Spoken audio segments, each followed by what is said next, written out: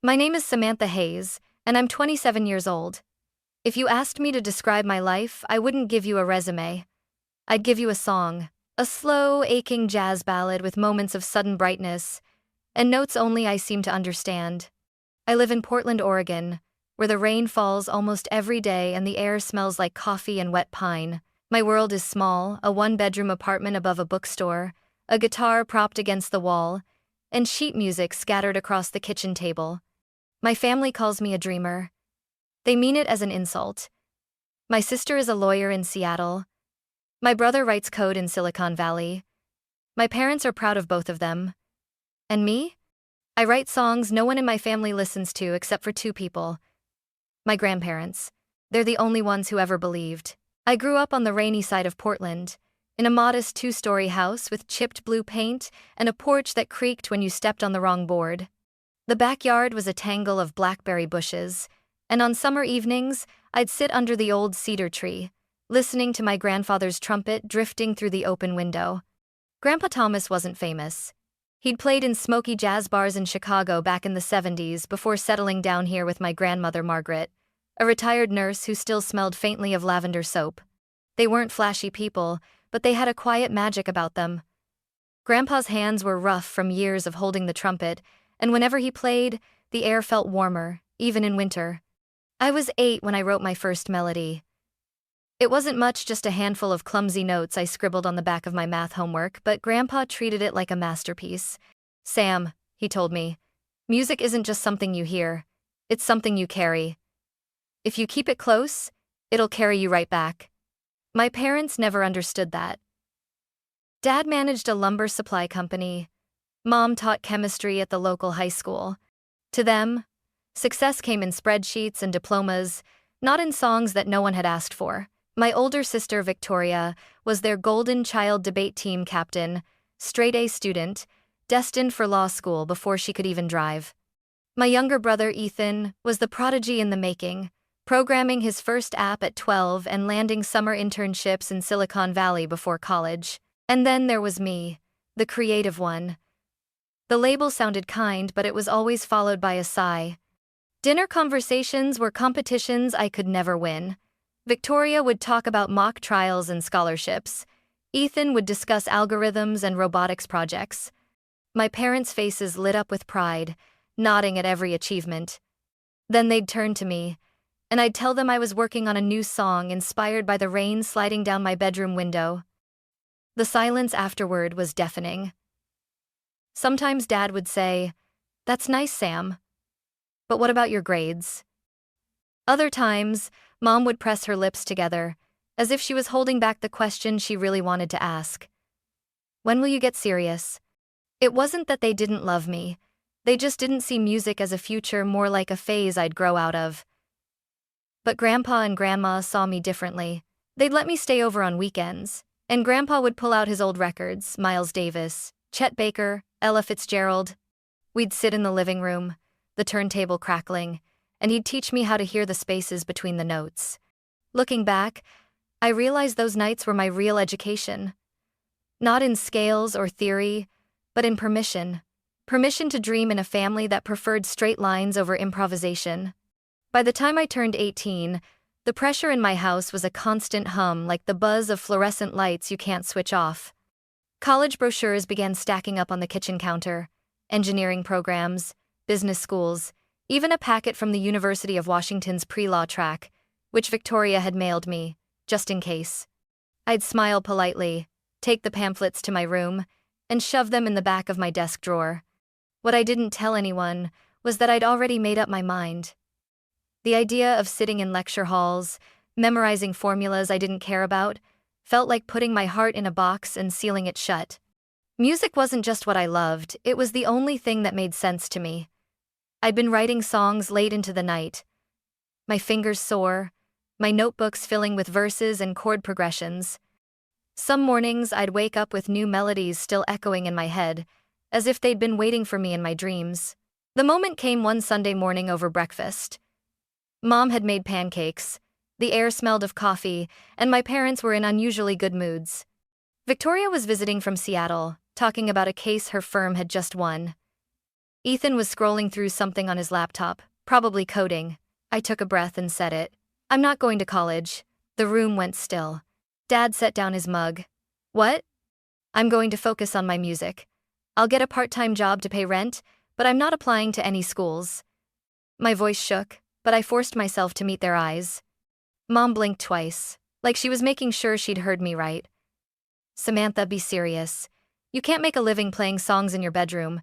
You need a degree. I don't want a degree. I want a career in music. Victoria leaned back in her chair, crossing her arms.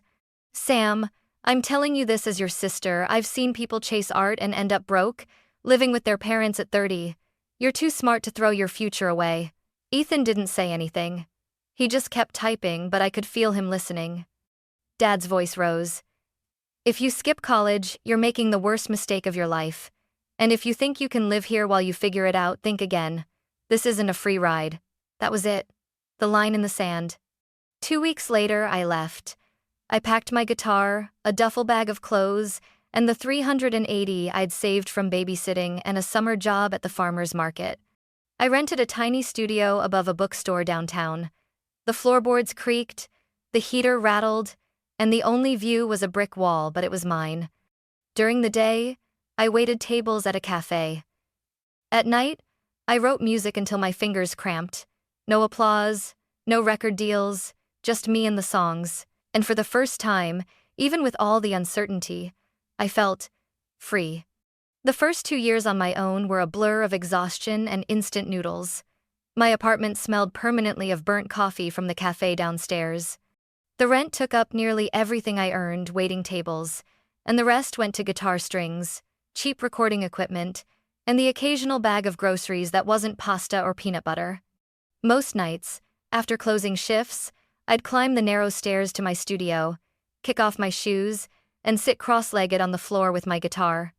The street lamp outside my window flickered like a heartbeat, and I'd play until my voice was hoarse. Sometimes I recorded demos on my old laptop, but most of those files never saw the light of day. I'd tell myself, next one will be better. My parents called often, or rather, my mom did. The conversations were always the same. Sam, are you eating? Are you still doing the music thing? Yes, Mom. You could come home. Take some classes. No, Mom. Dad's calls were shorter. You find a real job yet? Even Ethan, who rarely gave opinions, texted once. You're smart enough to do something else, you know. The only voices that didn't try to steer me off course were my grandparents. Grandpa would call from their landline, his voice crackling with static. You're on the right road, Sam. Roads like this are never paved. Grandma sent me care packages, coffee beans, oatmeal cookies, sometimes $20 tucked between the pages of a paperback. Then, one cold January night, everything changed. I was coming home from work, my breath visible in the icy air, when my phone buzzed. It was Grandma. Her voice shook. Sam, it's your grandpa. He had a heart attack. They're taking him to St. Mary's. I didn't even lock the door to my apartment. I ran to the bus stop, heart pounding so hard it drowned out everything else. By the time I reached the hospital, Grandma was sitting alone in the waiting room, her eyes red. The doctor's words were short. Merciless. He didn't make it. The funeral was small, held in a church with creaky pews and stained glass windows. I played a simple hymn on my guitar, but my hands trembled so badly I almost dropped the pick. That night, I went back to my apartment and pulled out my notebook. I started writing without thinking, pouring every memory of Grandpa into the melody, the way his trumpet sounded on rainy nights, the smell of his aftershave, the warmth in his laugh. I called it Trumpet in the Rain. I posted a rough recording online, not expecting anything. A week later, my inbox exploded. Musicians wanted to collaborate. An indie singer from Seattle asked to record it. And when the song went live on her album, something wild happened. People listened, a lot of people. For the first time, strangers were singing my words back to me. Trumpet in the Rain didn't just open a door, it blew the hinges off. The indie singer's version started popping up on playlists I didn't even know existed. I'd be wiping tables at the cafe when a customer's phone would ring and my song would drift out in the background. The first time it happened, I froze, the plate in my hand hovering midair. Within a month, a small record label reached out, asking if I'd write for one of their new artists. The pay was more than I made in 2 months at the cafe. I said yes, and pulled 3 all-nighters to deliver the track. When it released, it quietly racked up streams in the hundreds of thousands. The work snowballed. Bands from Austin, folk duos from Denver, pop singers from Los Angeles, my inbox turned into a patchwork of accents and time zones. They didn't want Samantha Hayes. They wanted Raine Miller, the pseudonym I'd chosen in a quiet nod to my grandfather and that first song. Why the secrecy? At first it was fear. I didn't want my family to know, only to shrug it off or call it luck. Later, it became a shield. The less they knew, the less they could tear apart. I learned how to negotiate contracts from YouTube tutorials and late-night Google searches.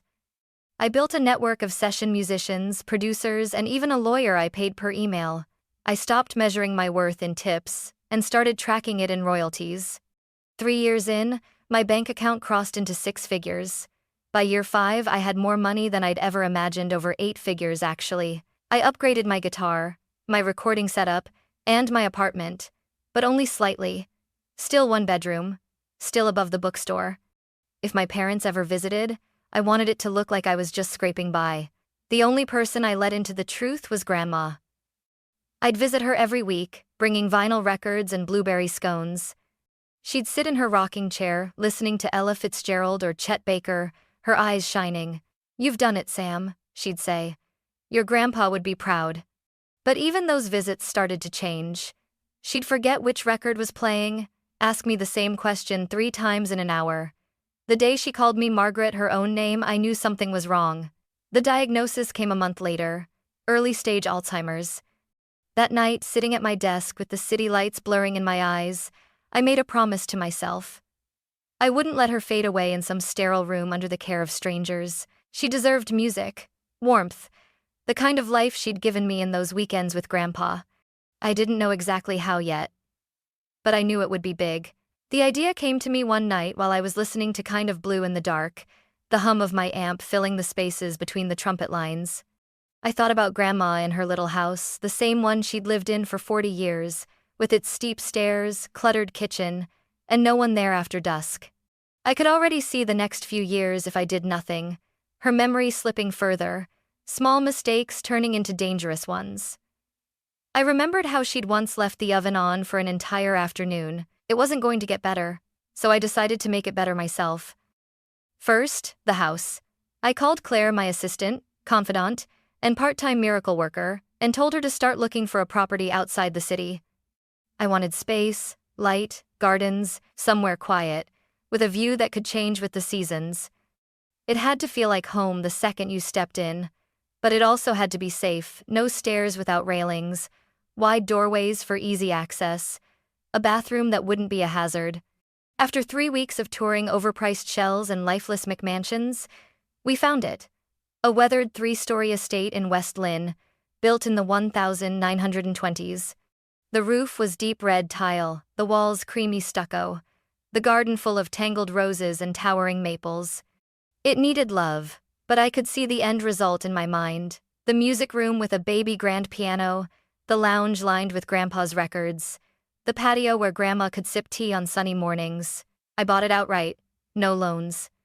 The renovation was my obsession. I hired an architect who'd worked on historic homes, interior designers who understood both elegance and practicality. We built an elevator so Grandma wouldn't need to climb stairs. Her bedroom had wide windows overlooking the garden, a quilted reading chair in the corner, and a bookshelf filled with her favorite novels, even if she might forget she'd read them. But there was one more idea, one that had been lodged in the back of my mind since I was 22. On my birthday that year, I'd splurged on a helicopter ride over the Columbia River Gorge. The view had stunned me: water like glass, mountains rising like guardians, clouds spilling over the ridges. I'd come home and written a song that very night. If that kind of view could inspire me, maybe it could wake something in Grandma, even for a moment. So I called an aviation company and bought a sleek black Bell 407. Room for me, Grandma, and a nurse. I took lessons, but I'd always fly with a professional pilot. Every part of the plan was done in secret. Not a word to my parents. Not a hint to Victoria or Ethan. They wouldn't understand. They'd find out when it was time. And when they did, they'd never see me the same way again. The call came on a Thursday night while I was reviewing paint swatches for the music room. It was Mom. Her voice was clipped, the way it gets when she's trying to sound calm but isn't. "Sam, we need a family meeting this weekend. It's about your grandmother." My stomach tightened. "What's going on?" "We'll talk in person." She hung up before I could press further. On Saturday, I drove my old Subaru to my parents' house in Beaverton. Autumn had set in, the kind of sharp, damp air that smells of cedar and wet leaves. I walked in to find the usual scene. Dad in his recliner with the newspaper, Victoria in a tailored blazer like she'd stepped out of a courtroom, Ethan glued to his phone. Grandma sat quietly in the corner, her hands folded in her lap, staring at the carpet. We started with small talk, or rather, they talked, and I listened. Then Mom cleared her throat. "It's about Grandma. Her memory's slipping faster. Last week she left the stove on all night. We can't risk her living alone anymore." I nodded slowly. I agree she shouldn't be alone. Which is why, Dad cut me off. We've found a nursing home in Hillsborough. Clean, modern, affordable. We'll split the cost. Victoria nodded without hesitation. "It's the best option. I don't have time to be driving back and forth from Seattle." Ethan shrugged. "Same here. I'm in San Jose. Not practical for me to help." They kept talking like Grandma wasn't in the room. She just kept staring at the carpet, her knuckles white. I took a deep breath. She doesn't want a nursing home. She wants to stay with family. I can take care of her. Dad gave a short, humorless laugh. "You? Sam, you can barely take care of yourself. What would you pay for her care with? Tips from the cafe?" Victoria smirked. "This is serious. You can't just play guitar at her bedside and call it care." Ethan didn't smirk, but his voice was condescending. "We know you love her, but let's be realistic." Mom sighed, her eyes softening. "Sam, honey, you don't understand how much work it is. It's a burden. Professionals know how to handle it." Their words weren't just dismissals, they were echoes of every time they'd told me I wasn't enough. I glanced at Grandma. She met my eyes, and for a flicker of a second, I saw recognition. I stood, my voice steady but my pulse racing. "You can all do what you want, but I'm taking care of her. My way." Dad rolled his eyes. "Don't make promises you can't keep." I reached for my phone, scrolled to Claire's number, and hit call. "Claire, get the helicopter ready. Bring it to the field near my parents' house." The room went silent. Then they laughed, actually laughed, like I'd just told the punchline of a bad joke. That was fine. In a few hours, they wouldn't be laughing. The October wind was sharp enough to sting my cheeks as I walked out of my parents' house. My heart hammered in my chest, not from the chill, but from what I was about to do. The field was only 3 blocks away, a worn patch of grass where kids played soccer in the summer. I stood there, hands deep in my jacket pockets, scanning the gray sky. Claire had said 20 minutes. Back at the house, I could see them through the window, my parents, Victoria and Ethan, leaning toward each other, no doubt tearing my grand plan apart. Let them. In less than an hour, they'd see exactly who I'd become. The sound came first low and distant, like a faraway drum roll. Then it grew louder, a steady roar that vibrated in my ribs. Heads turned along the street. A sleek black Bell 407 emerged over the tree line, sunlight glinting off its polished body. My pulse spiked. The helicopter descended gracefully, rotor wash whipping up leaves in a golden-brown cyclone. Kids from the neighborhood ran over, their voices rising in awe. The skids touched down, the engine a controlled thunder. My family spilled out of the house, drawn by the noise. Dad was first, his jaw set tight. "What the hell is this?" Mom clutched her sweater to her chest, eyes wide. Victoria stopped mid-step, her phone slipping from her hand. Ethan froze on the sidewalk, earbuds dangling around his neck. I walked straight past them and into the house to get Grandma. She was in her armchair, dozing. I knelt beside her. "Grandma, it's Sam. We're going for a little ride." Her eyes fluttered open. "In the car?" I smiled. Better. The nurse I'd hired weeks ago without telling anyone met us at the door. Together, we helped Grandma outside. The moment she saw the helicopter, her lips parted in surprise. Oh my. Thomas would have loved this. I know, I said, my throat tightening. We got her seated inside, headset on, hands resting gently on her lap. I turned to the others. Mom, Dad, you're coming. Victoria, Ethan, follow us in the car. I'll text you the address. They hesitated, but curiosity overpowered pride. My parents climbed in, their expressions a tangled knot of skepticism and disbelief. The door closed with a solid thunk. The rotors whirred faster, and then we were rising, the field shrinking beneath us, houses becoming neat little squares. Grandma gasped softly, pointing to the Willamette River snaking silver through the city. It's beautiful, Sam. I glanced at my parents. Mom's knuckles were white on the seatbelt. Dad kept darting glances at me like he was still trying to figure out what game I was playing. Where are we going? He finally asked over the headset. You'll see. We flew south, skimming over forests blazing with autumn color. Grandma spotted the mountains in the distance, snow already frosting the peaks. For a moment, she seemed younger, her eyes clearer, her smile unburdened. 20 minutes later, we banked east, and the estate came into view. The renovated mansion gleamed cream against the deep green of the gardens. The red-tiled roof shone in the sun, and the maples lining the driveway swayed like they were welcoming us home. We touched down in the backyard, next to a newly paved helipad. The pilot shut down the engine, and the sudden quiet felt almost unreal. Ethan and Victoria arrived moments later in Victoria's spotless Tesla. They stepped out, staring at the house like it had been airdropped from another planet. Whose place is this? Victoria asked, her voice sharper than the wind. I didn't answer.